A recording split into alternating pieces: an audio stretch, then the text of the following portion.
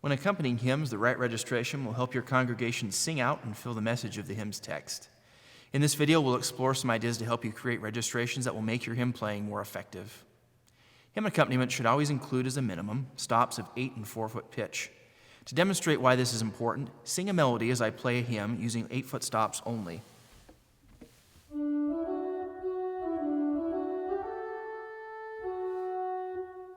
Now I'll add a few 4 foot stops. Try again and notice how much easier it is to hear your pitch.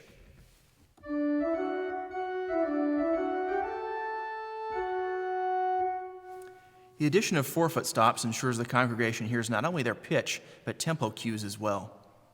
When determining where to begin with hymn registrations, it's helpful to classify the hymns into 3 basic groups according to their character: soft, medium, and loud.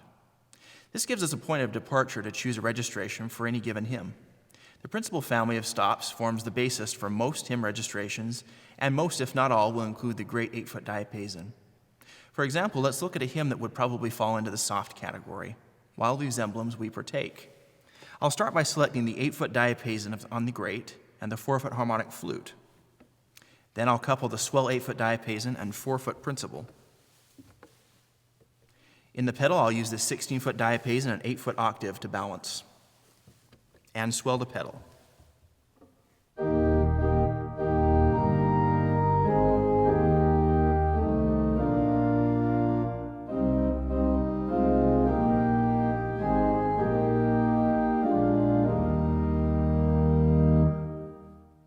This registration has enough pitch definition for the singers to hear, but is still reverent.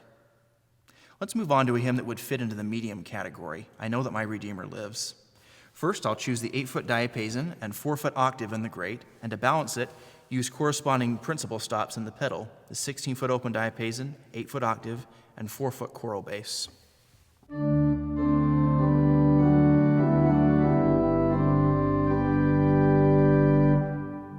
We can broaden this beginning registration by adding more foundation stops from the great.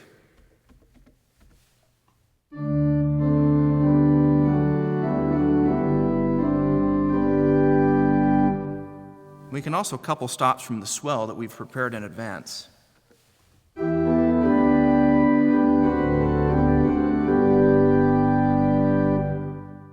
To brighten this registration, I can add stops at higher pitch levels, then mixtures, and finally reeds.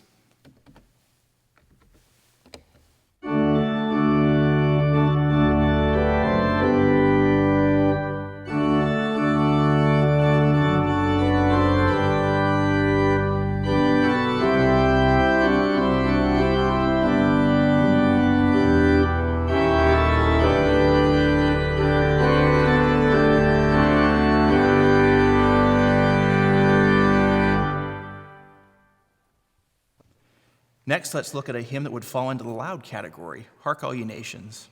A suitable registration might begin with the principal chorus in the great at 8/4/2, and then couple the 8 and 4 foot principals and the mixture from the swell. We'll use in the pedal a corresponding registration of 8/4/2 principals and the mixture with couplers.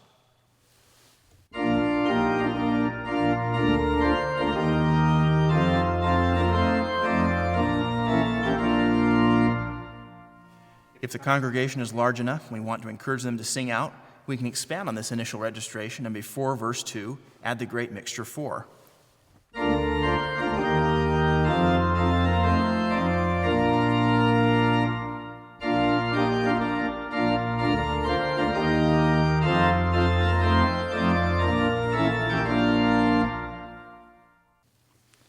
Continuing this plan, we can add a few more stops before we begin verse 3. I'll add the 32 foot contravillone and 16 foot trombone in the pedal, and in the swell, the 8 foot trumpet and 4 foot clarion.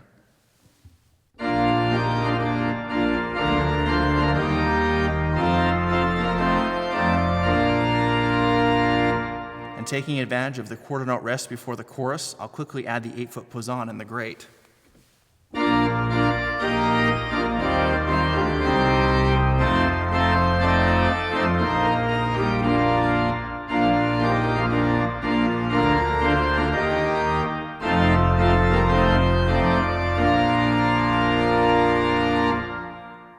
These additions make for an exciting climax to this jubilant hymn. On this model of digital organ, you'll notice that the number of stops is greater than is usually found on a typical ward organ. Because of today's advanced digital technology, they can be included. 2 such stops are the 32-foot violon and 32-foot contra trombone in the pedal division. These 2 stops add a tremendous amount of weight and solidity to the sound of full organ, and that's when they're best used. The 32-foot trombone is most useful on the last phrase or even the last chord of an exuberant hymn.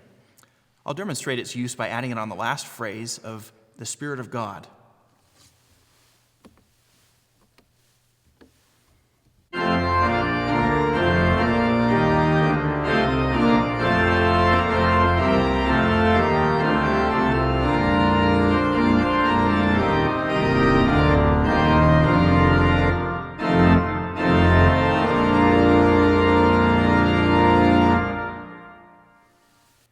In a previous video, we learned how to set pistons. Having your settings saved to a piston will greatly simplify the process of building hymn registrations.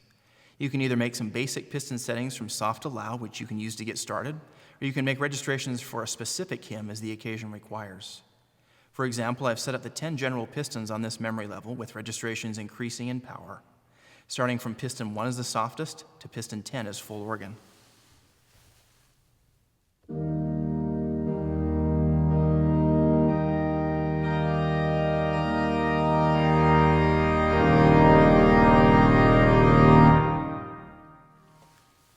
This would also be a good time to discuss the crescendo pedal. It's intended for use in organ literature and occasionally in choral accompaniments. Using the crescendo pedal to register the organ is imprecise and sometimes unpredictable. The method I've just described of setting your own graduated registrations is a preferable method because it ensures you always know exactly what you're getting. Because there are 100 memory levels on this Johannes organ, I've set up one memory level with these basic hymn registrations. Then I have another memory level which I use when I need to make a special setting. For instance, if our ward is going to sing "God of our Fathers, whose almighty hand," I would set a piston that uses a trumpet registration for the fanfares that occur during that hymn.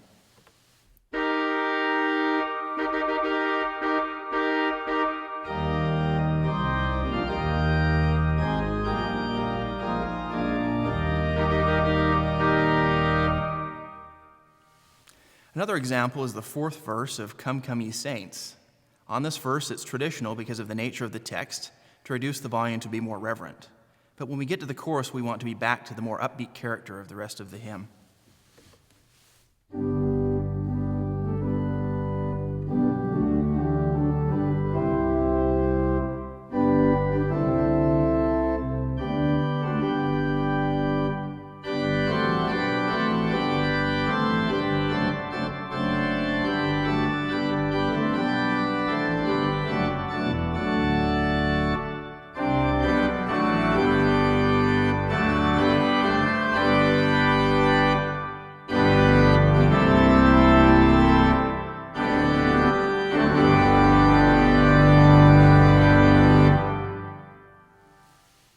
In this video, I've given you some basic ideas for hymn registrations.